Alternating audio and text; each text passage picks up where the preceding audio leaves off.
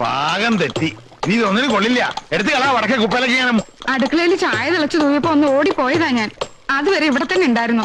ചെഞ്ചില്ലാതെ കഷായത്തൊക്കെ വലുതാണ് ചായന്റെ വെള്ളം. പോകുമ്പോ ഞാൻ ആ ചെക്കനോട് പ്രത്യേകം പറഞ്ഞു പോയതാ ഇതിലേക്ക് ഒരു കണ്ണ് വേണേന്ന്. ആരുടെ? കുഞ്ഞീഷടാ. നല്ല ആളെ നീ ഏൽപ്പിച്ചിട്ട് പോയേ. എവിടെയാ വിദ്യാസുരൻ? ഞാനിവിടെ ഉണ്ടച്ചാ.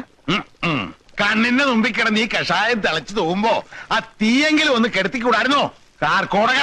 അച്ഛനല്ലേ പറഞ്ഞത് ഗുളിക മാത്രം കിട്ടിയാ മതി, കഷായവും കുഴമ്പും ലേഹ്യവും ഒന്നും ഈ കാർക്കോടകന്റെ ഉത്തരവാദിത്തപ്പെട്ടതല്ലെന്ന്. അത് നിനക്ക് വിവരമല്ലാഞ്ഞിട്ട് പറഞ്ഞല്ലേ കുഞ്ഞീഷ? എന്നെ ഏൽപ്പിച്ച ജോലി അത് ഭംഗിയായിട്ട് ചെയ്യുക എന്നുള്ളതാണ് എന്റെ ലക്ഷ്യം. അതെ, അതുകൊണ്ടാണല്ലോ അത് ഭംഗിയായിട്ട് ചെയ്തുകൊണ്ടിരിക്കുന്നേ. ചതുരാകൃതിയിലാണോ ഗുളിക ഉരുട്ടുക? പിന്നെ എങ്ങനെ ഉരുട്ടുക?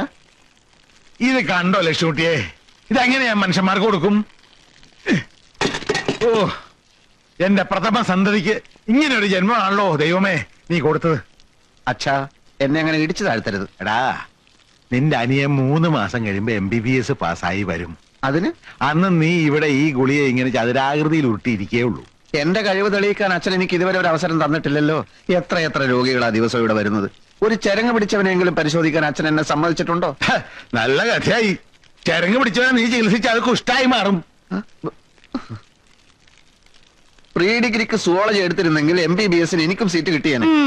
അതിന് പ്രീ ഡിഗ്രിക്ക് ചേരാൻ നീ SSLC പാസ്സായിട്ട് വേണ്ടേ? അതാണ് കുഴപ്പം. ചതിക്കല്ലേ തമ്പ്രാനെ, കുടുംബം പുലർത്തേണ്ട പണിസാധനങ്ങളാ. അതിങ്ങി താ തമ്പ്രാനെ. നീ ഇപ്പൊ അങ്ങനെ കുടുംബം പുലർത്തണ്ട. എന്റെ കാശും പലിശയും തിരിച്ചു തരാതെ ഞാനിത് തരില്ല.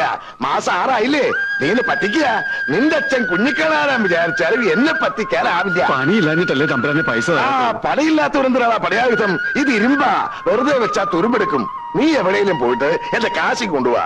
അപ്പൊ ഞാനിത് 10 ആയിട്ടൊക്കെ തിരിച്ചു. വിഷു കഴിഞ്ഞിട്ട് തന്നോളാം തമ്പ്രാനെ. നിന്റെ വക്കാലത്തൊന്നും വേണ്ട. എന്റെ പരക്ഷകൾ അതുങ്ങളൊക്കെ 100 ഉറുപ്പിക ഒരു രേഖയില്ലാതെ നിനക്ക് എന്നെ വേണം ചവിട്ടാൻ. വിഷു കഴിഞ്ഞിട്ട് തരും പോലും. എന്തൊരു സത്യസന്ധത. പിറകെ നടന്ന് ശല്യം ഉണ്ടാക്കാതെ പൊയ്ക്കോ നിങ്ങള്. ഇതില്ലാണ്ട് കുടിയിൽ പോയിട്ട് എന്താ തമ്പ്ര? എന്നാ പോവണ്ട.